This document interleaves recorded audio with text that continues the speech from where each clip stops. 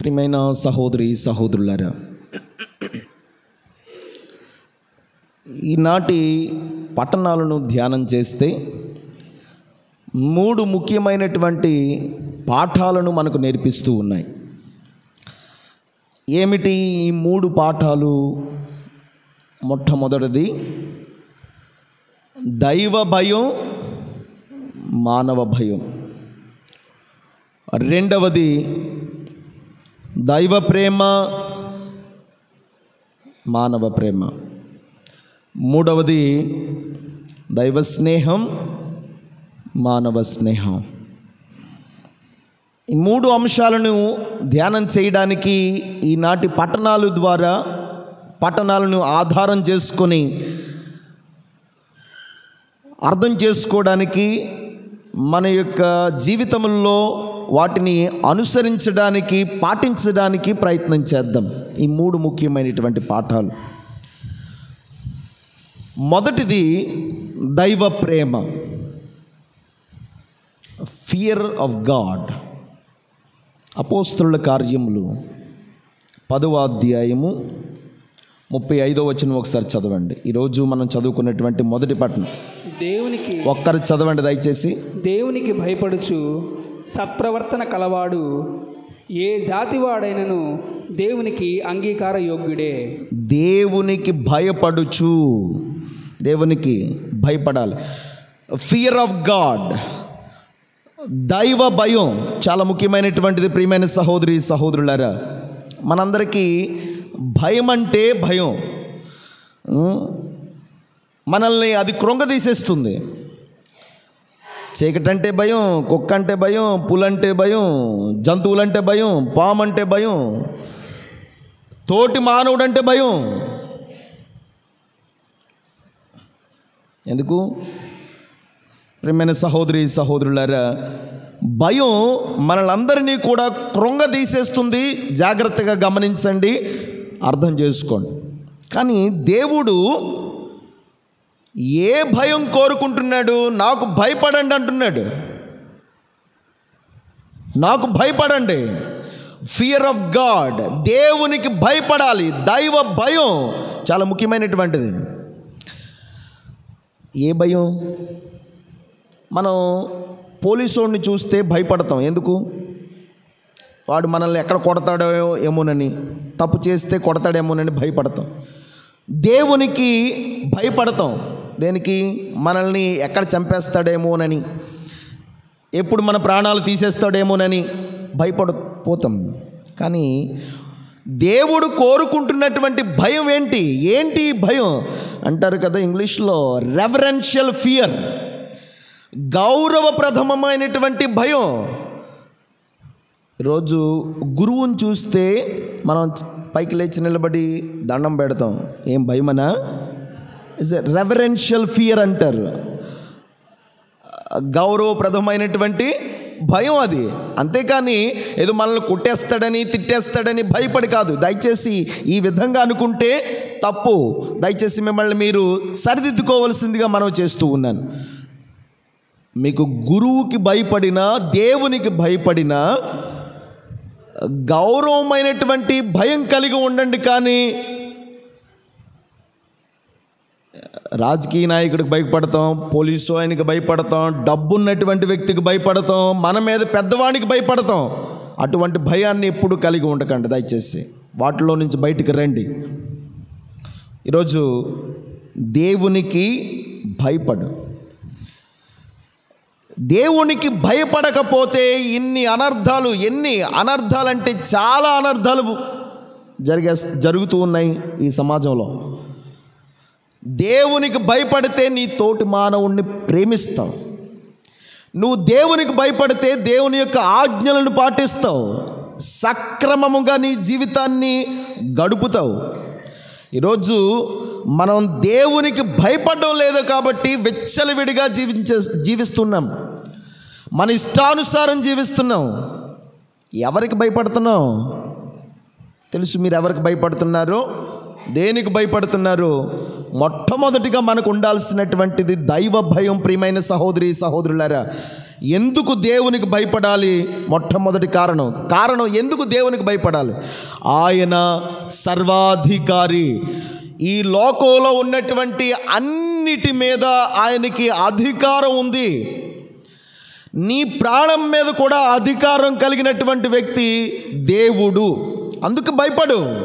సర్వాధికారం ఉన్నటువంటి వానికి భయపడు. ఒకసారి మత్తయి శుభవార్త 10వ అధ్యాయము, మైకులో మాత్రం చదవండి, అందరికీ అర్థమవుతుంది.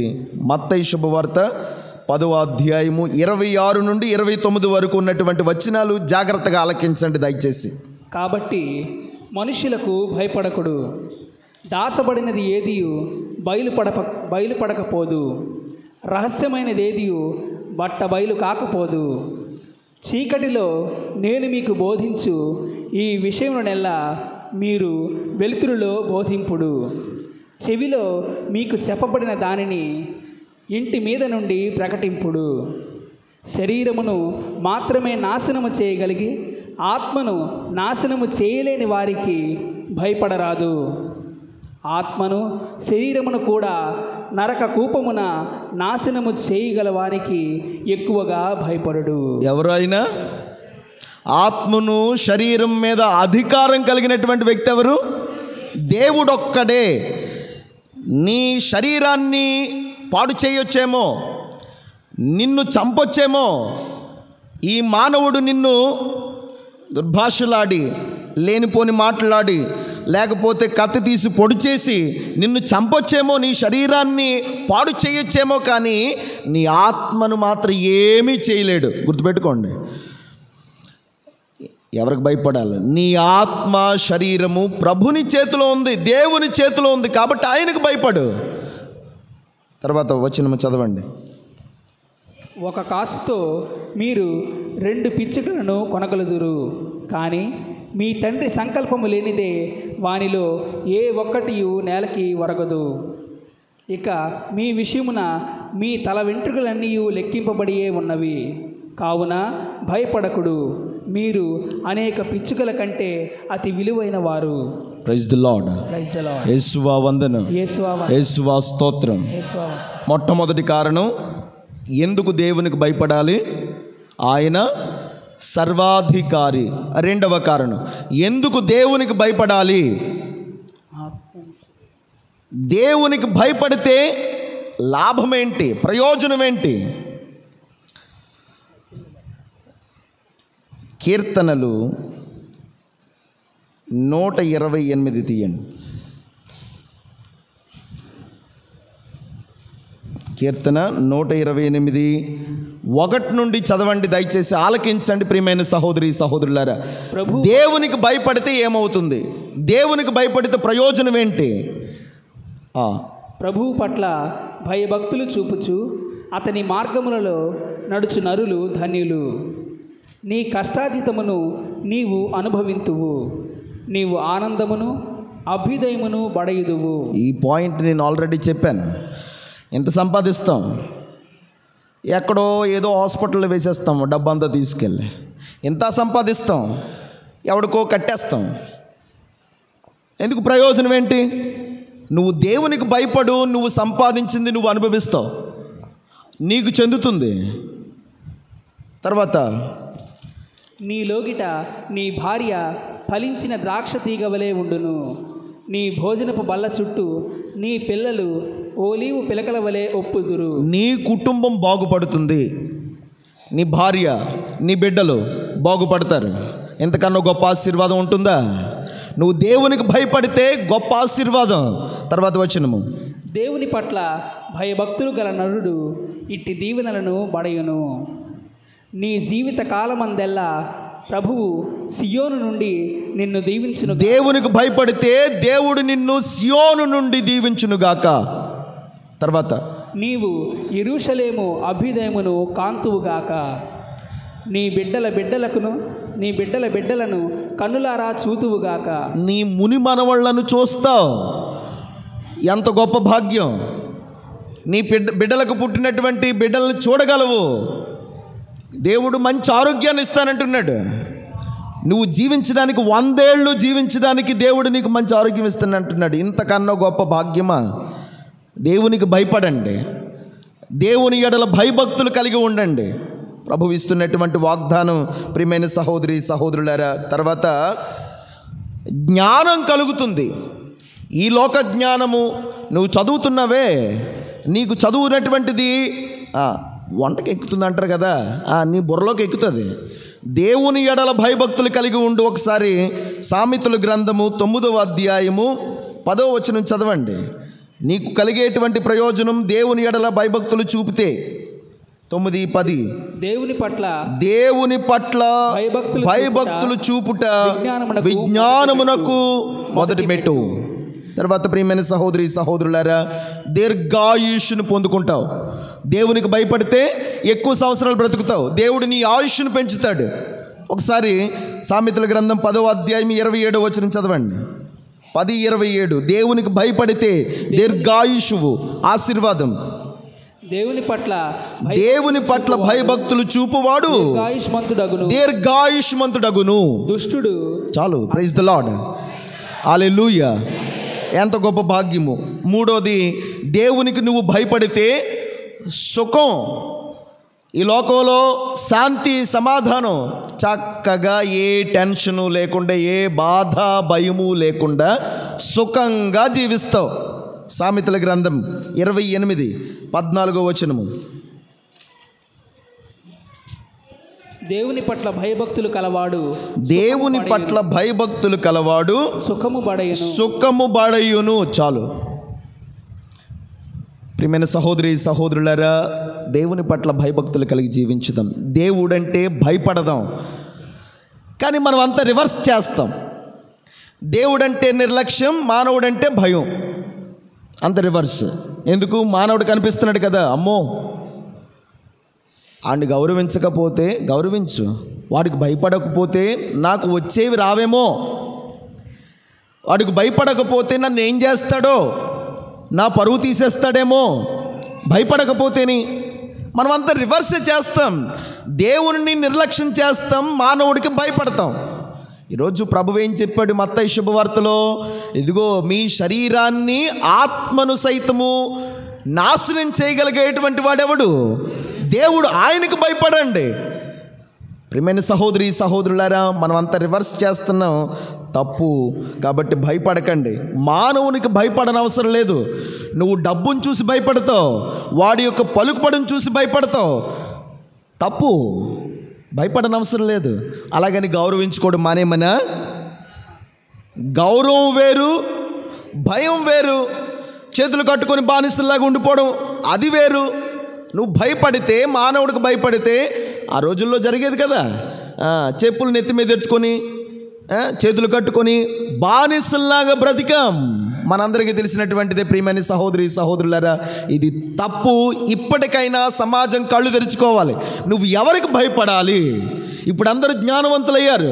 నువ్వు ఎవరికి భయపడుతున్నావు? దేవునికి భయపడు, తోటి మానవునికి కాదు. ఆ రోజుల్లో ప్రజలని బానిసలు చేసి బ్రతికారు. ఉన్నోడు రాజులు చైన్లేసి కట్టేశారు మెడలకి. ఎందుకు? ప్రశ్నించే తత్వం లేక. నన్ను బానిసగా చేసావు, ఎందుకు బానిస చేసావు, ఎందుకు బానిసల్లా బ్రతికారు? భయపడిపోయారు కాబట్టి. ఒకరి కింద లొంగిపోయి ఉన్నారు కాబట్టి బానిసల్లాగా బ్రతికారు, భయపడిపోయి బ్రతికారు. ఈరోజు దేవునికి భయపడండి. ఎవరికో ఎందుకు తల వంచుతావు? ఎవరికో ఎందుకు నువ్వు భయపడతావు? దేవునికి భయపడు. దేవుడు చెబుతున్నాడు, నువ్వు దేవునికి భయపడు. మొదటి పట్టణం తీయండి. అపోస్తుల కార్యములు 10వ అధ్యాయము 25వ వచనము. పేతురు గారు అంటున్నటువంటి మాట, కొర్నేలితోటి అంటున్నటువంటి మాట జాగ్రత్తగా ఆలకించండి. మైక్లో చదవండి, అందరికి వినిపించేటట్లు. ఎవరికి భయపడాలి? ఎవరికి నువ్వు తల వంచాలి? ఎవరి కాళ్ళు మొక్కాలి? నువ్వు ఎవరికి భయపడకూడదు? అపోస్తుల కార్యములు 10:25వ వచనము. ఒక్కరు చదవండి, మైకులో చదువుతారు, అందరూ ఆలకించండి. పేతురులోనికి వచ్చుచున్నప్పుడు కొర్నేలు ఎదురేగి పేతురు పాదముల వద్ద సాగిలపడి నమస్కరించెను. పేతురు అతనితో, లెమ్ము, నేనును ఒక మనుష్యుడనే అని పలికెను. పేతురు కొర్నేలితో మాట్లాడుచు, చాలు, నేను మనుషుడినే కదా, నీలాంటి వాడినే కదా, నువ్వెందుకు భయపడుతున్నావు? నువ్వెందుకు దొంగ నమస్కారాలు చేస్తున్నావు? అవసరమా? ఎవరికి భయపడాలి? దేవునికి భయపడు, నాకు కాదు. ఈరోజు తోటి మానవుకు నువ్వు భయపడ్డావంటే అది దొంగ నమస్కారం, దొంగ భయం. వాడి దగ్గర డబ్బు ఉన్నంతసేపు నువ్వు భయపడతావు, వాడి దగ్గర పలుకుబడి ఉన్నంతసేపు భయపడతావు. వాడు ఒక్కసారి కుర్చీ దిగని నువ్వు ఎలా గౌరవిస్తావో తెలుసు. ప్రియమైన సహోదరి సహోదరులారా, ఈరోజు అర్థం చేసుకుందాం, ఎవరికి భయపడాలి, ఎవరికి భయపడకూడదు. కాబట్టి మనుషునికి భయపడకండి. సమూవేలు 2వ గ్రంథం 23వ అధ్యాయము 6-7 వచనాలు చదవండి. సమూవేలు 2వ గ్రంథం 23, 6-7 వచనాలు. దేవుని విడనాడు భక్తిహీనులు ఎడారి యందు ముండ్ల తొప్పల వలె మాయమగుదురు. అంటే మనం ఏం చేస్తున్నాం? అంత రివర్స్ కదా. మానవునికి భయపడతాం, దేవుణ్ణి నిర్లక్ష్యం చేస్తాం. అందుకనే దేవునికి భయపడకుండా మానవుడికి భయపడతాం. కాబట్టి దేవుడు ఏమంటున్నాడు ఆలకించండి. దేవుణ్ణి విడనాడు భక్తిహీనులు ఎడారి యందలి ముండ్ల తొప్పల వలె మాయమగుదురు. వానినెవ్వడు చేత తాకడు. ఇనుప పనిముట్లతోనే కొయ్యలతోనే పొడచి నిప్పున కాల్తురే గాని వానినెవ్వడు చేత ముట్టడు. దేవునికి భయపడండి, గౌరవం పెరుగుతుంది.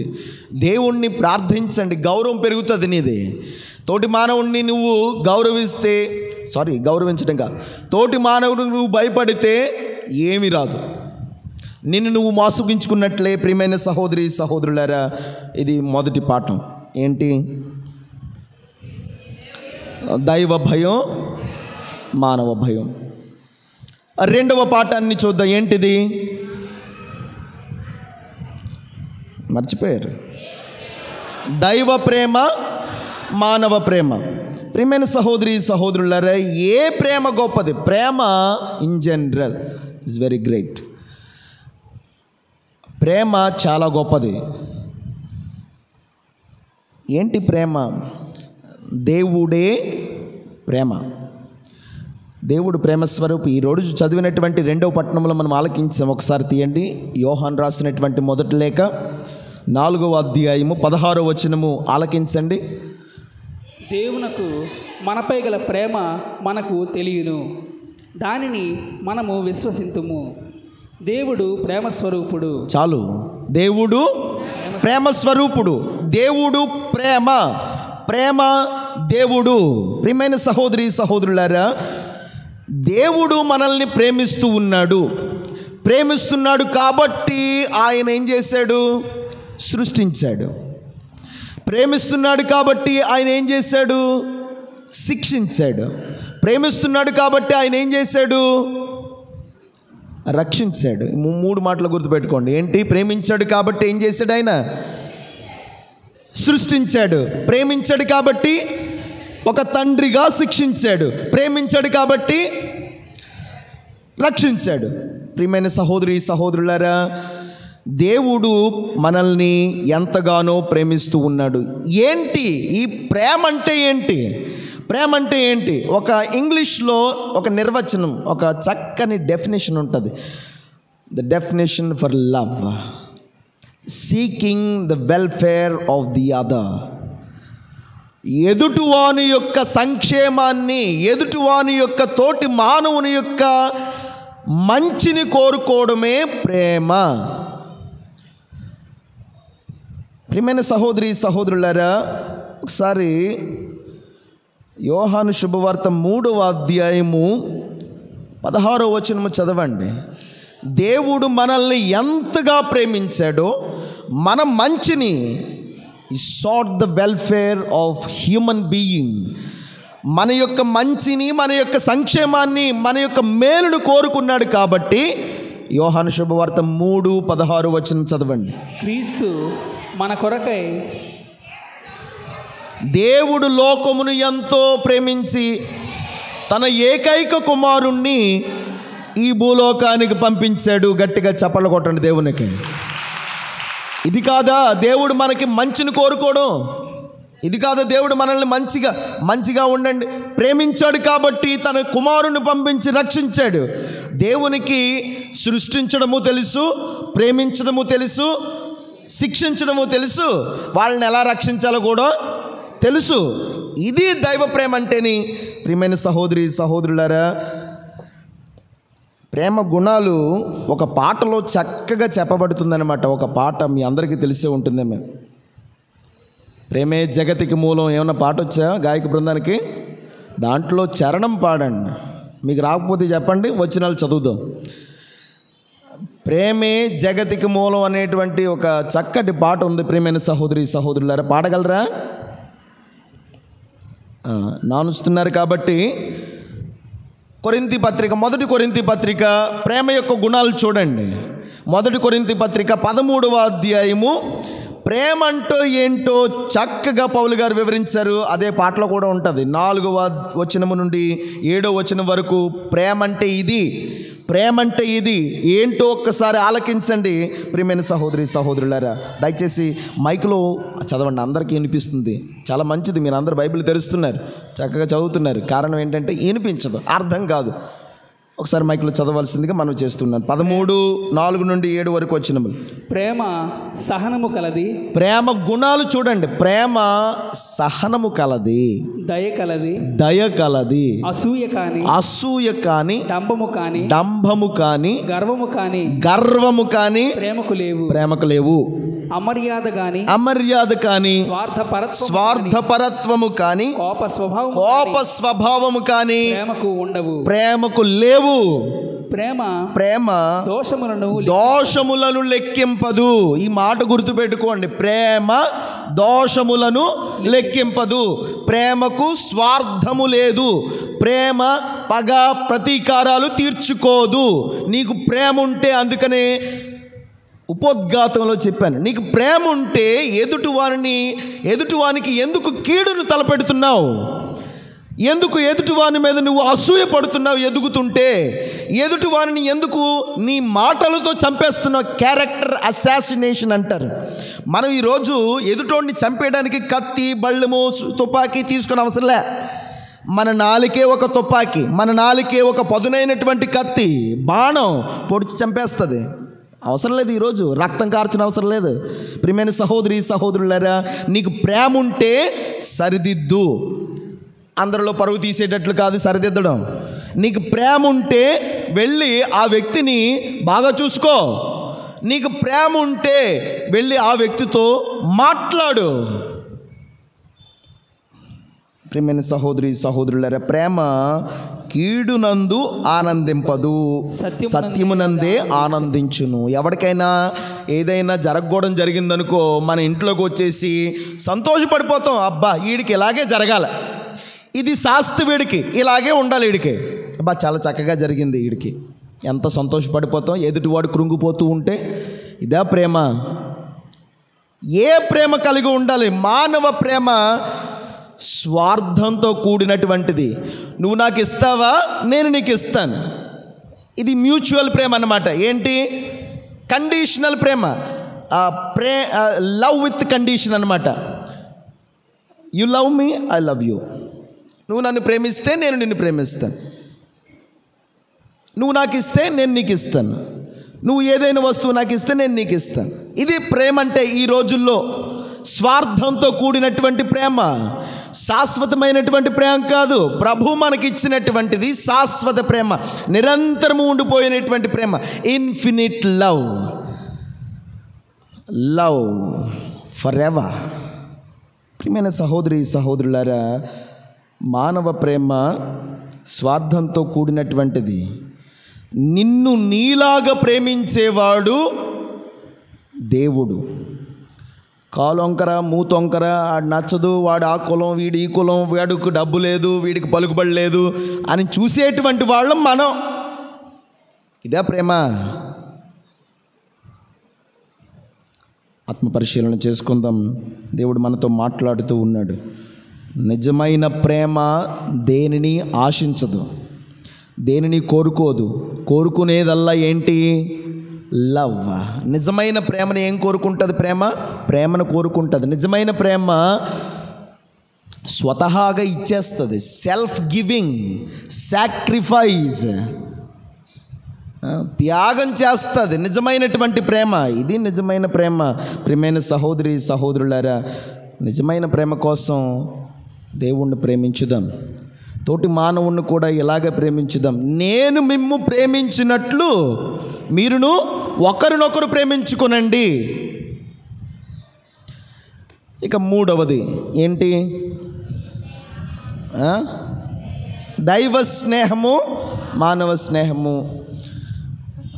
Divine friendship and human friendship.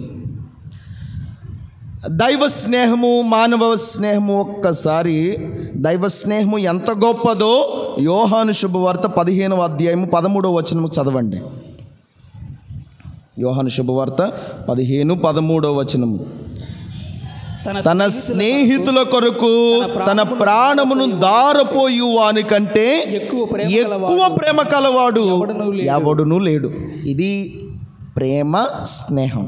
ప్రియమైన సహోదరి సహోదరులారా, నువ్వు ప్రేమిస్తే చెలిమి చేస్తావు, నువ్వు ప్రేమిస్తే వాని కోసం త్యాగం చేస్తావు, నిన్ను నువ్వు సమర్పించుకుంటావు. నువ్వు ప్రేమిస్తేని, నిజంగా ప్రేమిస్తేని వాని కోసం ఏదైనా చేస్తావు. నువ్వు ప్రేమిస్తేని ఎంతవరకైనా ప్రయాణం చేస్తావు. నువ్వు ప్రేమిస్తేని నిజంగాను ఎంతవరకైనా సరే నువ్వు వెళతావు ప్రేమిస్తేని. అందుకనే కదా మన స్నేహితుడు, మన ప్రేమికుడు మనల్ని ప్రేమించాడు కాబట్టి ఎంతవరకు వెళ్ళాడు? అదిగో సిలువ మీద ప్రాణ త్యాగం వరకు వెళ్ళాడు. ఇది నిజమైనటువంటి ప్రేమ. అంటే ప్రాణత్యాగం అంటే ఇంకేమీ లేదు. దానికన్నా గొప్ప ప్రేమ ఇంకేమైనా ఉంటుందా? మనల్ని మనం కోల్పోవడమే. అంటే దానికన్నా నువ్వేదో గిఫ్ట్లు ఇచ్చేసి, బహుమానాలు ఇచ్చేసి ఆయన్ని, వారిని, వీళ్ళని సంతోషపరిచేద్దాం అనుకుంటే అది శాశ్వత ప్రేమ కాదు, చిరకాలం ఉండదు. ఇక్కడ ఉన్నంత వరకునే, నువ్వు గిఫ్ట్లు ఇచ్చినంత వరకునే, నువ్వు డబ్బు ఖర్చు పెట్టినంత వరకునే, నువ్వు మాటలు ఆడినంత వరకునే అది ప్రేమ. ప్రియమైన సహోదరి సహోదరులారా, ఈ ప్రేమ కాదు దేవుడు మన నుండి కోరుకుంటున్నది. మీ అందరికీ పునీత మ్యాక్సిమిలియన్ కోల్బే తెలుసా? విన్నారా? ఆలకించండి. ప్రేమ ఎంత గొప్పదో, స్నేహం ఎంత గొప్పదో ఈ చిన్న ఉదంతం, చిన్న కథలో, కథ కాదు, జరిగినటువంటిది యథార్థ సంఘటన. రెండో ప్రపంచ యుద్ధం జరుగుతూ ఉంది. మ్యాక్సిమిలియన్ కోల్బే ఒక గురువు, పోలాండ్ దేశానికి చెందినటువంటి ఒక గురువు. రెండో ప్రపంచ యుద్ధం జరుగుతూ ఉన్నప్పుడు సైనికులు, అధికారులు ఒక 10 మంది ప్రజల్ని బంధించి జైల్లో వేశారు. వాళ్ళని చంపాలని అధికారం నిర్ణయించింది. ఆ 10 మంది ప్రజల్లో ఒక వ్యక్తి ఎప్పుడైతే చంపాలని నిర్ణయించిందో పాపం మూలకు వెళ్ళిపోయి ఆ జైల్లో తెగ కృంగిపోయి కన్నీరు కార్చి వెక్కి వెక్కి ఏడ్చేస్తున్నాడట. ఈ దృశ్యాన్ని ఈ మ్యాక్సిమిలియన్ కోల్బే గురువు చూశాడట. ఏంటయ్యా, ఎందుకు ఏడుస్తున్నావు? అప్పుడు చెప్పాడట, అయ్యా, నేను పెళ్ళం బిడ్డలు కలిగినటువంటి వాడిని, నేను చచ్చిపోతే వాళ్ళకి ఆధారం ఎవరు? పాపం నా అన్నటువంటి వాళ్ళు నా కుటుంబానికి ఎవరూ లేరు అని అన్నప్పుడు చెప్పాడట, నువ్వు భయపడకు, నీ స్థానంలో చనిపోవడానికి నేను వెళతాను అని ఈ 10 మందిలో ఒక ఆయన్ని, ఏడుస్తున్నటువంటి ఆయన్ని జైలు నుండి విడిపించి ఆ స్థానంలో చచ్చిపోవడానికి ఈ గురువు వెళ్ళాడట. గట్టిగా చప్పలు కొట్టండి. ఎవరండి ఎంత ప్రేమ చూపించేటువంటి వారు? ఎవరండి ఎంత స్నేహితులు ఉన్నటువంటి వారు? ఇంతగా స్నేహం చేసినటువంటి వారు ఎవరండి? క్రీస్తు ప్రభువు కాదా? ప్రభు మనకు నేర్పిస్తూ ఉన్నాడు, ఇటువంటి ప్రేమను కలిగి ఉండండి. ఎదుటివాని కోసం ప్రాణత్యాగం చేసేంత ప్రేమ, అంటే దానికి మించినటువంటి ప్రేమ లేదు. ఎదుటివాడిని మనం కించపరచాలని మాట్లాడకూడదు, ఎదుటివాడిని చంపేయకూడదు మాటలతోటి. మన యొక్క మీ అందరికీ తెలిసినటువంటిది మాట్లాడను. తర్వాత యోహాను శుభవార్త 15వ అధ్యాయము 14-15 వచనము ఇంకొక మాట, మీరు నా స్నేహితులు, నేను మిమ్మలను బానిసలు లేకపోతే సేవకులు అని నేను పిలవను. ఈరోజు సేవకులు కానీ బానిసలు కానీ పూర్వంలో ఉండేవారు. పూర్వం ఏంటి? పూర్వంలో ఉండేటువంటి వారు. ఆది కాండంలో కూడా మనం చూస్తాం. అంతెందుకు, ప్రవక్తలనే దేవుడు సేవకులు అని పిలిచేటువంటి వాడు. సేవకుడు అనేటువంటి వాడు ఒకరి కింద ఉండాల్సినటువంటి వాడు, ఒకరి కింద పనిచేస్తున్నటువంటి వాడు. కానీ ఈరోజు క్రీస్తు ప్రభు వచ్చి ఏమంటున్నాడు? నేను మిమ్ములను సేవకులను పిలవను, బానిసలను పిలవను. ఏమంటున్నాడు? స్నేహితులని పిలిచేదాడు. నేను మీకు స్నేహితుడిని, నేను మీకు ఫ్రెండ్ని, మీరు నాకు కూడా ఫ్రెండ్స్. ఎలా ఉంటారండి? మనకి బానిసలు ఎలాగుంటారు? మనకన్నా తగ్గుంటారు. స్నేహితులు ఎలాగుంటారు? ఈక్వల్గా, సమానంగా ఉంటారు. యేసు ప్రభు మనకి ఇచ్చినటువంటి గొప్ప గౌరవము సమానత్వం, ఈక్వాలిటీ. దేవుడు మన నుండి ఇదే కోరుకుంటున్నాడు. అందరినీ సమాన దృష్టితో చూడండి. అది ఏ కులమైనా, ఏ మతమైనా, అది ఎటువంటి వాడైనా, డబ్బున్నా లేకపోయినా, పలుకుబడి ఉన్నా లేకపోయినా, చిన్నవాడైనా పెద్దవాడైనా సమాన దృష్టితో చూడండి. ప్రభు చెప్పినటువంటి మాటే ప్రియమైన సహోదరి సహోదరులారా. అందుచేత స్నేహం చాలా గొప్పది. స్నేహం చెలిమి చేయండి. స్నేహం చాలా గొప్పది. నిజమైనటువంటి స్నేహంలో మోసం ఉండదు. నిజమైనటువంటి స్నేహంలో ఒకరినొకరు మోసగించుకోరు. ప్రియమైన సహోదరి సహోదరులారా, నిజమైన స్నేహంలో త్యాగం ఉంటుంది. మోసం చేయకండి స్నేహం చేసి. కొంతమంది స్నేహం చేసి మోసగిస్తారు, తప్పు. దేవుడు అబ్రహామును కూడా స్నేహితుడని పిలిచాడు. నా స్నేహితుడైనటువంటి అబ్రహాం అంటాడు. అంటే దేవుడు మానవుడికి ఇచ్చినటువంటి గౌరవం చూడండి. మనల్ని బానిసలుగా చూడడు. అంత గొప్పవాడే, అంత దేవుడే, కానీ మనల్ని ఎలా చూస్తాడు? తనతో సమానంగా చూస్తున్నాడు. అంత గొప్ప స్థానాన్ని ఇచ్చాడు. కానీ మనమే కొట్టేసుకుంటాం కిందన, మనమే తిట్టేసుకుంటాం కిందన, మనమే తక్కువగా చూస్తాం. మనమే తక్కువ వాళ్ళం, కానీ మనకన్నా కింద ఉన్నటువంటి వాళ్ళు, మనకన్నా తక్కువైనటువంటి వాళ్ళు తగ్గించేస్తాం. మనకన్నా దారుణంగా, హీనంగా చూస్తాం. తప్పు. దేవుడి నుండి నేర్చుకుందాం. దేవుడు అబ్రహామును సైతము, యెషయా గ్రంథం 41:8 వచ్చిన చదవని అవసరం లేదు, తర్వాత రాసుకోండి, తర్వాత చదవండి. అబ్రహాముని స్నేహితుడని పిలిచాడు, హానోకుని స్నేహితుడని పిలిచాడు, నా సహచరుడు. అందుకని హానోకి ఇచ్చినటువంటి గౌరవం ఏంటి? డైరెక్ట్గా తీసుకుని వెళ్ళిపోయాడు పరలోక రాజ్యానికి. అబ్రహాముకి ఇచ్చినటువంటి గౌరవం ఏంటి? విశ్వాసానికి తండ్రి. ఎన్నేళ్ళు బ్రతికాడండి అబ్రహాము. ఎంత గౌరవం ఇచ్చాడు దేవుడు, స్నేహితుడిగా చూశాడు. అందుచేత స్నేహం చెయ్యి, కానీ మోసగించుకో. ఎవరితో స్నేహం చేయాలి? కొంతమంది స్నేహం చేస్తారండో. ఎటువంటి స్నేహం చేస్తారు? ఎవరితో స్నేహం చేస్తారు? ఈ మాటలు బాగా ఆలకించండి ఎక్కడి నుండి అయినా. Praise the lord. హల్లెలూయా, హల్లెలూయా. ఎటువంటి స్నేహం చేయాలి? ఎటువంటి స్నేహితుడు ఉంటే నీకు గొప్ప మేలు జరుగుతుంది? సీరాపుత్రుడైన యేసు జ్ఞాన గ్రంథం 14వ అధ్యాయము 16-17 వచనములు చదవండి ఒకసారి. 14వ అధ్యాయము 16-17 వచనములు. కనుక ఇచ్చి పుచ్చుకొనుచు సుఖములను అనుభవింపుము, పాతాళ లోకమున సుఖించుటకు వీలు పడదు కదా. ప్రాణులెల్లా జీర్ణ వస్త్రము వలె శిథిలమైపోవును. ఆలకించండి ఒక్కసారి. సీరాపుత్రుడైన యేసు జ్ఞాన గ్రంథం 6వ అధ్యాయం 14 వచనం. 6వ అధ్యాయము 14. ఒకరు దయచేసి ఆలకించండి.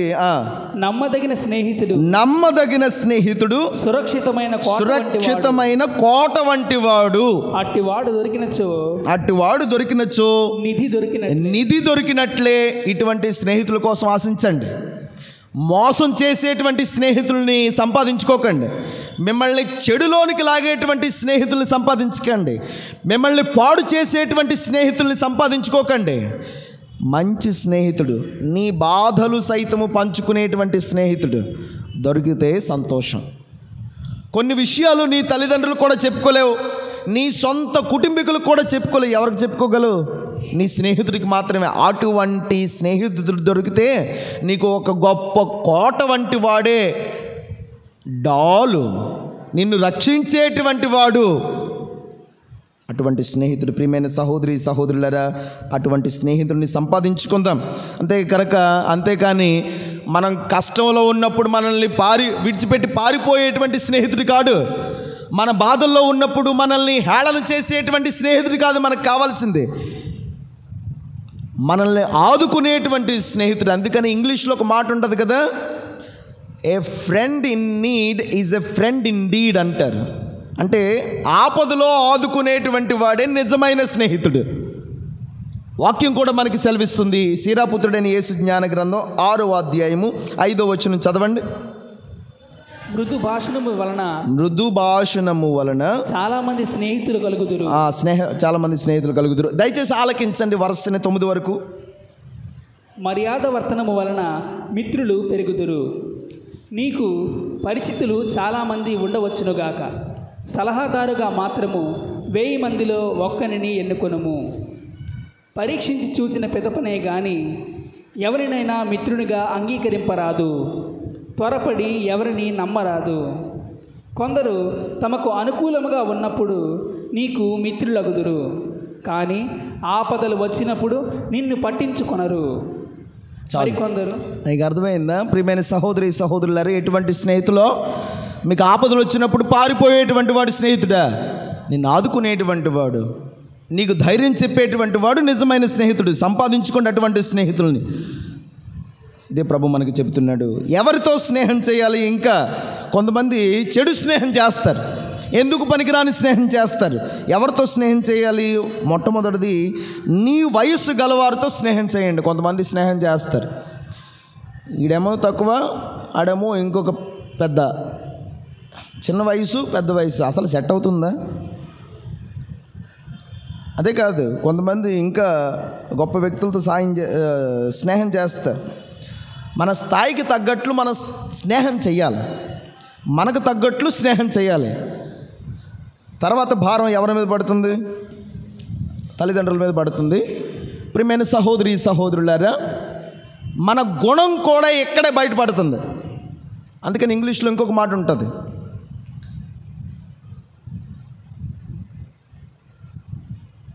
If you tell me who your friends are, I can tell you who you are. నీ ఫ్రెండ్స్ ఎవరో నాకు చెప్పు, నువ్వు ఎటువంటి వాడు నేను చెప్పేస్తాను. నా ఫ్రెండ్స్ తాగుబోతులు, ఎటువంటి వాడు? నువ్వు కూడా ఎటువంటి వాడివే. నా ఫ్రెండ్స్ దొంగలు దోపిడీ గండ్రు, ఎటువంటి వాళ్ళు? మనం ఎటువంటి వాడితో స్నేహం చేయాలి? ఒకసారి సీరాపుత్రుడైన యేసు జ్ఞాన గ్రంథం తీయండి, 13వ అధ్యాయము 2వ వచనం నుండి చదవండి. నీకు మించిన బరువులను మోయవలదు, నీకంటే ధనవంతులు బలవంతులైన వారితో చెలిమి చేయవలదు. ఆలకించండి, ఈ మాట చాలా ముఖ్యమైనటువంటిది. ఎవరితో స్నేహం చేయాలి? ఎవరితో చెలిమి చేయాలి? నీకంటే ధనవంతులు బలవంతులైన వారితో చెలిమి చేయకండి. మిమ్మల్ని మోసం చేసేస్తారు. ఇంటి దగ్గర చూస్తే తల్లిదండ్రులు పేదవాళ్ళు, ఏమీ చేయలేనటువంటి పరిస్థితి. కానీ ఆడు కొడుకు కూతురు ఉంటారు కదా, ఎవరితో స్నేహం చేస్తారు? ఆ డబ్బంతా ఎవరికి పోస్తాడు? పాపం ఇంటి దగ్గర రెక్క ఆడితేనే కానీ డొక్క ఆడినటువంటి పరిస్థితి. పాపం ఆడికి ఆ అమ్మ నాన్నలకి ఏదో లేనిపోని మాటలు చెప్పేసి డబ్బు తీసుకెళ్ళి వృధాగా పోసేస్తాడు. ఈ స్నేహం వాడుకొని వదిలేసేటువంటి స్నేహం కాదు. ఒక సామెత చెప్పబడుతుంది, మట్టి కొండను లోహపు పాత్ర చెంత ఉంచరాదు. వెళ్ళి ఎవరితో స్నేహం చేయాలి? మంచి డబ్బు ఉన్నోడితో పేదోడికి సెట్ అవుతుందా? ప్రియమైన సహోదరి సహోదరులారా, దానితోటి అనర్థాలు కూడా ఉన్నాయి. అవి ఒకదానితో ఒకటి తగిలినచో కొండ పగులుతుంది. జాగ్రత్త, జీవితం పాడైపోతుంది. నువ్వు ఎవరితో స్నేహం చేస్తున్నావు, ఎవరితో చెలిమి చేస్తున్నావు ఒక్కసారి ఆత్మ పరిశీలన చేసుకో. తర్వాత, ధనికుడు తోటివానికి అపకారము చేసి కూడా దర్పము చూపును, పేదవాడు అపకారము పొందినను తానే మన్నింపు వేడుకోవలను. ఎప్పుడు తక్కువగానే చూస్తాడు నిన్ను, చూసుకో జాగ్రత్త. నీవు ఉపయోగపడినంత కాలము ధనికుడు నిన్ను వాడుకుంటాడు. జాగ్రత్త, నువ్వెవరితో స్నేహం చేస్తున్నావు, చెలిమి చేస్తున్నావు, జాగ్రత్తగా ఆలోచించు. కొంతమంది కూడా ధనవంతులైనటువంటి స్నేహితులు వెళ్ళి ధనవంతులతో చెలిమి కడతారు, కానీ వాడు పిసినారని తెలీదు, డబ్బు తీయడు అసలు. డబ్బు విచ్చలవిడిగా వాడుతూ ఉన్నాడు, విచ్చలవిడిగా ఖర్చు పెడుతున్నాడు స్నేహితుడు. తప్పు. తల్లిదండ్రులు సంపాదిస్తే నీ పెత్తనం ఏంటి, నువ్వు ఖర్చు పెట్టడం ఏంటి? బాధ్యత లేదు. స్నేహం చేయండి. ఎవరితో స్నేహం చేయాలి, ఎవరితో చెలిమి చేయాలి అర్థం చేసుకొని చెయ్యండి. ప్రియమైన సహోదరి సహోదరులారా, చెడిపోయేటువంటి స్నేహం కాదు. నీకు చాలా అనర్థాలు ఉన్నాయి. ఆ వచనాలన్నీ కూడా 13వ అధ్యాయంలో ఉన్నటువంటి వచనాలు ఇంటికి వెళ్ళి చదవండి, మనకు సమయం లేదు. దయచేసి ఈ 3 పాఠాలను అర్థం చేసుకుందాం. ఏంటి 3 పాఠాలు? దైవ భయం, భక్తి ఖచ్చితంగా ఉండాలి, మానవ భయం భక్తి కాదు. రెండవది దైవ ప్రేమ, మానవ ప్రేమ. మూడవది దైవ స్నేహం, దేవునితో చెలిమి కట్టండి, దేవునితో స్నేహం చేయండి, దేవునితో చట్టాపెట్టలు వేసుకొని తిరగండి. కాపాడతాడు నిన్ను. ఆపదంటే వచ్చి వాలిపోతాడు. అంతేకాని ఎవరితో స్నేహం చేయాలో తెలియకపోతే మనం మోసపోతాం. తర్వాత ఎంత బాధపడినా నువ్వు తట్టుకోలేవు. ప్రభు మనల్ని దీవించి సదాకాలము కాచి కాపాడునుగాక.